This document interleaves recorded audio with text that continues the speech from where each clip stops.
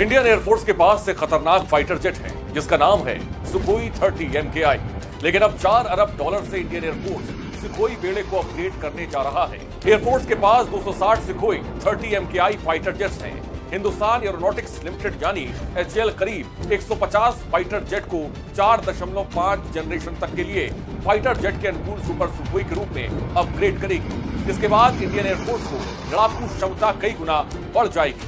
दिलचस्प बात यह है कि चीनी एयरफोर्स भी सुखोई 30 के चाइनीज वर्जन J-16 को बड़ी संख्या में इस्तेमाल करती है। लेकिन Su-30 MKI के नए अपग्रेड के बाद चीनी J-16 के मुकाबले खासा ताकतवर हो जाएगा। Su-30 MKI का निर्माण भारत में लाइसेंस के आधार पर HAL करती है। असल में इसे रूस के सुखोई कॉर्पोरेशन ने 1995 में बनाना शुरू किया था। इसे 1997 में HAL ने लाइसेंस लेकर इंडियन एयरफोर्स के हिसाब से बदलना शुरू कर दिया था।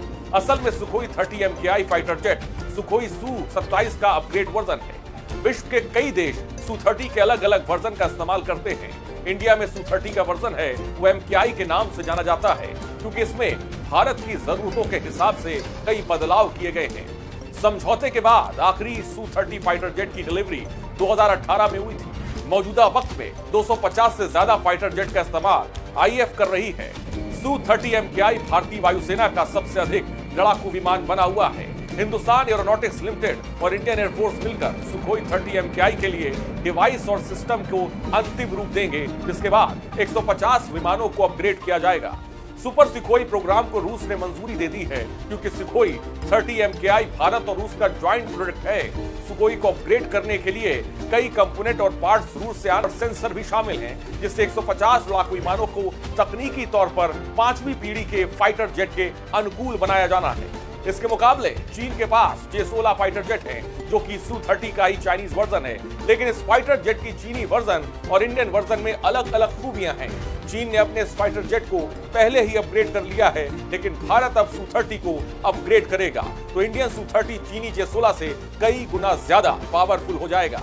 चीन के J-16 फाइटर जेट करीब 150 बताए जाते हैं, हालांकि उसने कभी भी इनकी संख्या को स्पष्ट नहीं किया है। सुखोई Su-30 MKI में 38,800 किलोग्राम के टैंक ऑफ वेट है, जबकि चीन के J-16 में 33,000 किलोग्राम है। वहीं Su-30 में थ्रस्ट वेट 12,500 kgf और J-16 में 13,000 kgf है। जहां सुखोई की टॉप स्पीड 2120 किलोमीटर प्रति घंटे है तो J-16 की स्पीड 2450 किलोमीटर प्रति घंटा है। सुखोई और J-16 की रेंज ऊंचाई पर 1900 मील और सर्विस सीलिंग 56,800 फीट है। इसके अलावा रडार सिस्टम सुखोई में PESA है तो J-16 में AESI है। वहीं हार्ड पॉइंट दोनों में 12 है। इसी तरह दोनों में इलेक्ट्रॉनिक काउंटर मीजर सिस्टम भी है।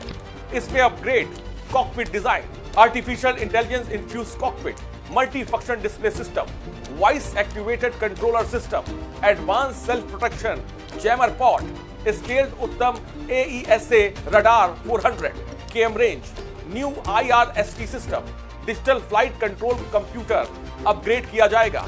Su-30 में जितनी तरह की मिसाइलों को लगाया जा सकता है उतनी मिसाइलें किसी भी दूसरे देश के पास मौजूद Su-30 फाइटर जेट में इस्तेमाल नहीं होती हैं। इंडिया ने पहली बार 700 किलोमीटर तक मार करने वाली ब्रह्मोस मिसाइल की इंस्टर्ड वर्जन को Su-30 के साथ इंटीग्रेट किया है, जिससे इस फाइटर जेट की दूर तक सटीक हमला करने की ताकत और क्षमता बढ़ गई है। भविष्य में हवाई युद्ध के लिए एयरफोर्स के सुखोई 30 MKI को अपग्रेड करना जरूरी हो गया है क्योंकि इसका सॉफ्टवेयर तेजी से खराब हो रहा है। सुखोई 30 दुनिया के सबसे ज्यादा हथियारों से लैस फाइटर प्लेन में शुमार होता है और अपग्रेड होने के साथ इसमें 30 mm गन है।